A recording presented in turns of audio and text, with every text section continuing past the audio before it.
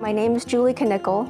I've been a nurse for 25 years, 18 and a half in a trauma facility, and I've been here at Marcus Neuroscience Institute, Boca Regional Neuro ICU for 5.5 years. I do a lot of gardening, a lot of DIY, lifting heavy things and remodeling my house. I stay quite busy and I try to eat healthy.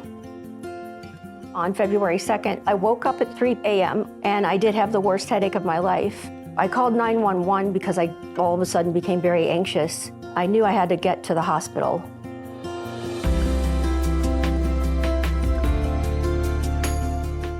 When I came to the ER, they scanned me and they saw a subarachnoid hemorrhage, which is usually from a ruptured aneurysm. Julie had a type of stroke known as a subarachnoid hemorrhage, and that's just medical terminology for an aneurysm that's ruptured in the brain, and blood escapes the arteries and then travels around the brain and can cause damage to the brain. With a brain aneurysm rupture, the first signs that a patient will notice is usually a sudden onset, worst headache of life. It's also called a thunderclap headache, so it's a headache that comes on out of nowhere. Patients often know the time and that it happens. If there's a clock nearby, they say, it happened at 3:14 p.m.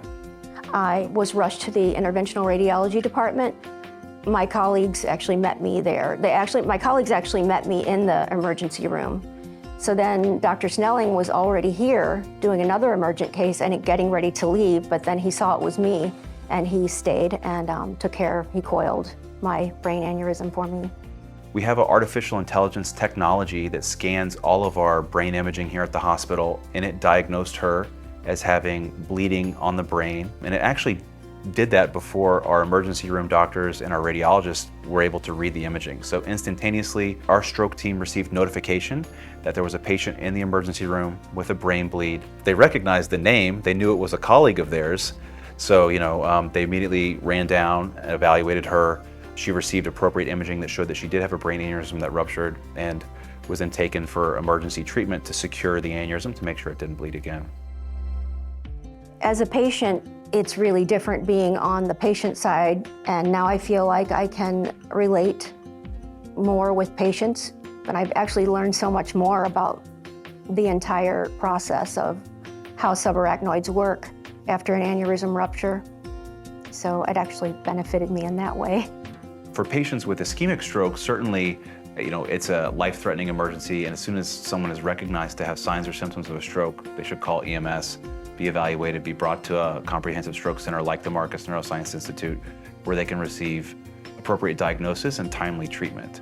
For other types of stroke, like a brain aneurysm rupture, certainly getting treated as quickly as possible is also the key to having the best recovery possible, meaning having the aneurysm secured and prevented from rebleeding, taking care of any other issues such as excess fluid buildup or excess pressure in the brain.